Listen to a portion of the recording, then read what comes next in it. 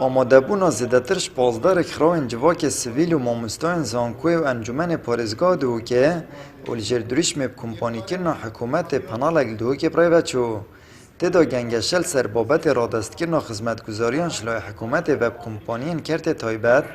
و گله و گازنده این حوالاتیان هاتا کرن. اوروبا الوعرده يعني كومبانيات وريكارد كان بكيمترين بها وباشترين خدمات آیا الویرا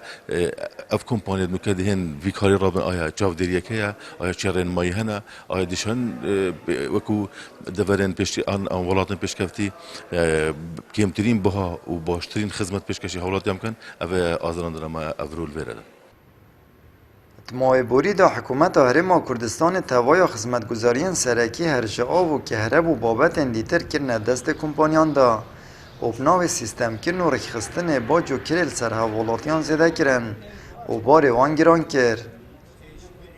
تکلفه پاره السر خلقی کی زور بیتن زیده باری حکمتک و حکمت جی تکلفه وی چارچو ویدا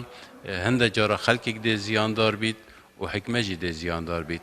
اوه پلانک ده بید ویتن تو ده چوا شی جاره اف خدمت حکمت بشکشت کتن دف کرتی تایبت و جاره چاره سریه که الحکمت بکی حکمت خوب پیچک بچیک بکی یانجی خلقی کش حکمت و گوهزی بو کمپانیا و کرتی تایبت و هم بدای لویر کار بکن دا بشن و ادائه بوده بکن. زوربی وانگیره بستن حکومت دیگل کمپانیا امضا کرین برجواندی و کمپانیال برچافات یا ورگرتن سرکیست برجواندی و گشتی و حوالاتیان آن کپرنگ کش رنگ آست خدمتگزاریان پاش بچون خوبدیتیه پتر برجواندیا یا کمپانیه دوان گیره بستادا یا هات یا برچافر کردن سر حسابا برجواندیا گشتی و پاره گشتی و حوالاتی جبر هنده امنا بین پنگاوه که موفقه و گاوه بتدین یا ایکه گلک آستان گل پیشی شوانا بونمونه حکومت جیشه که فرمانبرای هی یعنی حکومت که گلک مازنه اف حکومت اگر نه ایت بچی کرن و اف فرمانبر نه اینا کم کرن زحمت تجار که دیوجا کمپانی اج بینی که بارک منا اجماره که مازنا فرمانبر کمپانی اج بنا بارک سربوج گشتی حکومت پشتی که حکومت هرما کردستان خدمتگزاریان سرکی و نه سرکی را دستی کرد تایبت کرین